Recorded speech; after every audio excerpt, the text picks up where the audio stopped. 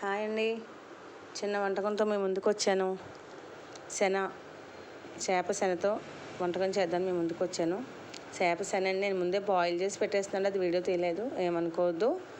Like చేయండి, share చేయండి, నా ఛానల్ని మోటివేషన్ ఇవ్వండి. మూకుడు పెట్టుకొని కూర సరిపడా ఒక గరిటె నూనె వేసుకుని 4 పచ్చిమిరపకాయలు వేసుకున్నానండి. ఉల్లిపాయ మాత్రం ముద్ద చేసుకున్నాను, ఒకే ఒక ఉల్లిపాయ చిక్క ముద్ద చేసి పెట్టినాను. ఎందుకంటే వేయించేటప్పుడు తర్వాత తినేటప్పుడు ముక్కలుగా కనిపిస్తే పిల్లలు తింటారు కదండి. మా అమ్మాయి అయితే అస్సలు ముట్టుకోదు. చూడండి, మంచిగా వేయించేస్తున్నాను చూడండి. మంచిగా బ్రౌన్ షేడ్లో వచ్చేదాకా వేయించుకోండి, నూనె పైకి తేదాకా. ఇదిగోండి నేను ముందే బాయిల్ చేసి పెట్టేస్తున్నానండి. దానికి వచ్చేసి కొద్దిగా అల్లం వెల్లిపాయ పేస్ట్, పసుపు వేసి బాగా ఉడికించి పక్కన పెట్టుకున్నానండి. ఉల్లిపాయలు బాగా వేగినాయి కదండి. ఉల్లిపాయలు వేగిన వెంటనే చూడండి, లైట్గా సాల్ట్ ఇప్పుడే వేసేసుకుంటానండి. ఎందుకంటే ఉల్లిపాయలో సాల్ట్ వేస్తే చాలా మంచిదంటే మా అమ్మగారు చెప్పారు, అందుకని ఉల్లిపాయలో సాల్ట్ వేసేసుకుంటాను. ఇంకొంచెం బాగా మగ్గుతాయి. ఒక 2 నిమిషాలు మనం వంట వదిలేసి ఎక్కడికి వెళ్ళొద్దు. ఇది అయ్యేదాకా చాలా ఫాస్ట్గా అయిపోద్ది వంటకం. అగోండి, ఆయిల్ అంతా పైకి తేలిపోయింది, ఉల్లిపాయ బాగా మగ్గింది. వెంటనే శనగని తీసుకుని వేసుకోండి. శనగ ఏమీ స్మెల్ రాదండి, చేపల్లాగా ఏమి ఇది అవ్వదు, నీసు స్మెల్ అయితే ఏమీ రాదు. మీరు ఎవరు ఏమి ఇది అవ్వకలేదు, అయ్యో వస్తుందేమో అని భయపడద్దు. అల్లం వెల్లిపాయ పేస్ట్, గరం మసాలా మంచిగా పిల్లలకైతే తక్కువ వేసి కూడా చేసుకోవచ్చు, పెద్దవాళ్ళకైనా తక్కువ వేసి చేసుకోవచ్చు. మనం తినగలమంటే కొద్దిగా ఎక్కువ వేసుకోవచ్చు అండి. ఎక్కువ వేసుకున్న టేస్ట్ అయితే మళ్ళీ ఆ ఫ్లేవర్ పోద్ది, శనగ ఉన్న టేస్ట్ పోద్ది మనకి. అందుకని తక్కువ వేసుకుని ఇలా దగ్గరికి మగ్గబెట్టుకోండి. శనగ అంతా కూడా నూనెలో కాసేపు బాయిల్ చేసుకుంటే చాలా బాగుంటుందండి. ఉండేటప్పుడే స్మెల్ సూపర్ ఉంటుంది. అదిగోండి అలా దగ్గరగా, మరి అడుగంటకుండా దగ్గరే ఉండి మనం 2 నిమిషాలు అయిపోద్ది వంట. చాలా ఈజీగా అయిపోద్దండి. చూసారు కదా, లైట్గా అల్లం వెల్లిపాయ పేస్టు, గరం మసాలా కూడా వేసేసుకోవాలండి. ఆయిల్ నూనె తప్ప నీళ్ళు అన్నది మనకు అవసరం లేదండి ఇక్కడ.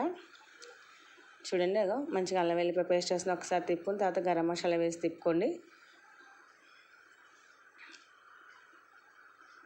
మనం అక్కడే ఉండాలండి, అదే కూర పక్క పెట్టేసి వెళ్దాం అన్నది ఏం అవసరం లేదు. 2 నిమిషాలు అయిపోద్ది. చూడండి, ఒక 5 నిమిషాలు మనకు ఉల్లిపాయలు బాయిల్ అయ్యేదాకా మనకు అవసరం, తర్వాత మనకు అవసరం ఉండదు. లైట్గా గరం మసాలా. మా అమ్మాయి అయితే చక్క వండేది, అంతసేపు నా వెంటే తిరిగిందండి. అది అవ్వడమే తరువే వేడి అన్నంలో పెట్టుకుని తినేసింది. నాకు ఇంత కూడా టేస్ట్ చూపించలేదండి. అసలు కర్రీ ఎలా ఉందో కూడా నేను టేస్ట్ చేయలేదు, మొత్తం తినేసింది. అంత బాగుంటుంది. 2 పూట్ల తింది, మళ్ళీ దాచుకుని మమ్మీ ఎవరికి ఇవ్వకని చెప్పి మరుసటి రోజు అదే తిన్నది. చాలా బాగుంటుందండి కర్రీ. పిల్లలకి మన చిన్నపిల్లలకి ఇప్పటి నుంచే పెడితే పెద్దగా పీసీఓడి ప్రాబ్లమ్స్ అన్నాయి రావండి. ఫిష్లో అంత ఔషధ గుణాలు ఉన్నాయి. మీరు అందరూ కూడా ట్రై చేయండి. పెద్దవాళ్ళు కూడా ఇప్పుడు తింటూ ఉండండి. అందరూ కూడా వారానికి ఇదో వీక్లీ టైంలో మనకి మంగళవారం కానీ బుధవారం కానీ అవైలబుల్గా దొరికే వాళ్ళకి తినండి. లేకపోతే సండే తెచ్చుకుంటే మాత్రం కంపల్సరీ దీన్ని తెచ్చుకుని తినండి. ఏం అక్కర్లేదు, చాలా కొంచెం. మన మటన్ చికెన్లో ఇంత గ్రేవీలు కర్రీలు ఏం రాదు. మనం ఒక ముద్ద పెట్టుకుంటే మొత్తం కర్రీ అయిపోద్ది పెద్దవాళ్ళు తింటే. అలా కారం వేస్తున్నానండి, సరిపడా కారం వేస్తున్నాను. ఎక్కువ వేస్తే మాత్రం దాని ఫ్లేవర్, దాని టేస్ట్ అయితే తెలియదండి మనకి. అందుకని కొంచెం వేసుకోండి. చాలా అంటే చాలా బాగుందండి కర్రీ. నేను చాలాసార్లు వండాను, కాకపోతే ఎప్పుడు వీడియో తీసి పెట్టలేదు. ఈసారి ఎందుకో తీసి పెట్టాలనిపించింది, పెట్టాను. లైక్ చేయండి, సబ్స్క్రైబ్ చేయండి ఛానల్ని. నాకు మోటివేషన్ ఇవ్వండి, కామెంట్ సెక్షన్లో కామెంట్స్ ఇవ్వండి. చూసారా, ఆయిల్ అంతా బయటకు వచ్చి మంచిగా ఎగిందండి కర్రీ.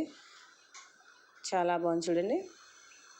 అదిగోండి రెడీ కర్రీ. మనం అక్కడే ఉంటే మనం రెడీ చేసేసుకోవచ్చు అండి. అదిగోండి చూడండి కర్రీ. మన పిల్లలు 2-3 ఉంటే కనుక ఒక సెన్ తెచ్చుకుంటే పిల్లలిద్దరికీ సరిపోద్దండి. చాలా టేస్టీగా ఉంటుంది. ఇంకా చారు దీంతో కూడా పని ఉండదు, పిల్లలు దాంతో తినేస్తారు. ఎగ్ స్మెల్ అంతా కూడా ఇది రాదు మీకు వండుకుంటే, నీచు వాసన. చాలా బాగుంటుంది. బాయిల్ చేసేది మాత్రం అల్లం వెల్లిపాయ పేస్ట్ కొంచెం వేసి, కొంచెం పసుపు వేసి ఉడకబెట్టుకొని చాలు. ఓకే ఫ్రెండ్స్, బాయ్, ఉంటాను. మరి ఇంకో ఛానల్తో వచ్చేస్తాను.